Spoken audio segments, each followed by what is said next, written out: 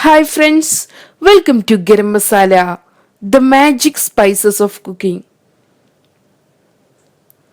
ഉണക്കമുന്തിരി അച്ചാർ.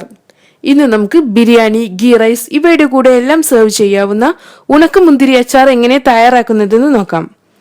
ഇതിനു വേണ്ട ചേരുവകൾ: ഉണക്കമുന്തിരി 1/2 കിലോ, കടുക് 1 ടീസ്പൂൺ, കറിവേപ്പില, വറ്റൽമുളക് 3 എണ്ണം, പച്ചമുളക് 3 എണ്ണം ചോപ്പ് ചെയ്തത്, ക്രഷ് ചെയ്ത ഇഞ്ചി 2 ടേബിൾ സ്പൂൺ, വെളുത്തുള്ളി 2 table spoon, Kashmiri chilli powder 5 table spoon, മഞ്ഞൾപ്പൊടി 1/4 ടീസ്പൂൺ, പുളിവെള്ളം 1 കപ്പ്, ശർക്കര 1/2 കപ്പ്, ഉലുവപ്പൊടി 1/2 ടീസ്പൂൺ, വിനാഗിരി 1/4 കപ്പ്, എണ്ണ 1/4 കപ്പ്, ഉപ്പ് 1 പിഞ്ച്. ചൂടായ പാനിലോട്ട് നമുക്ക് എണ്ണ ഒഴിക്കാം. എണ്ണ ചൂടായി വരുമ്പോൾ ഇതിലോട്ട് റൈസൻസ് ചേർത്ത് നമുക്ക് ഫ്രൈ ചെയ്തെടുക്കാം.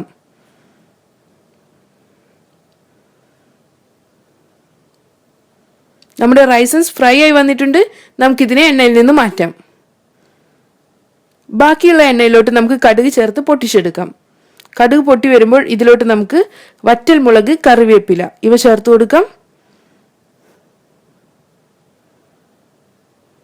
ഇനി നമുക്കിതിലോട്ട് ക്രഷ് ചെയ്ത് വെച്ചിട്ടുള്ള ഇഞ്ചി, വെളുത്തുള്ളി, പച്ചമുളക് ഇവ ചേർത്ത് നന്നായി ഒന്ന് വഴറ്റിയെടുക്കണം.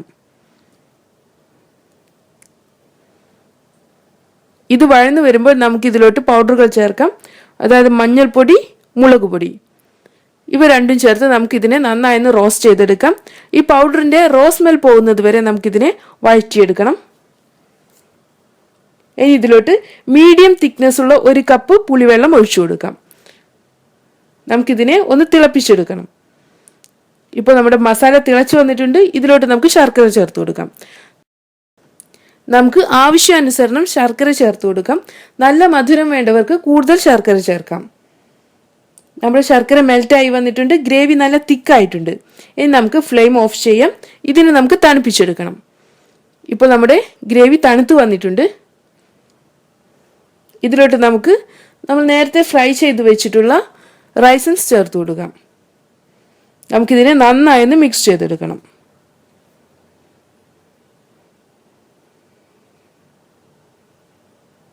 ഇനി ഇതിലോട്ട് നമുക്ക് ഉലുവാപ്പൊടി ചേർക്കാം.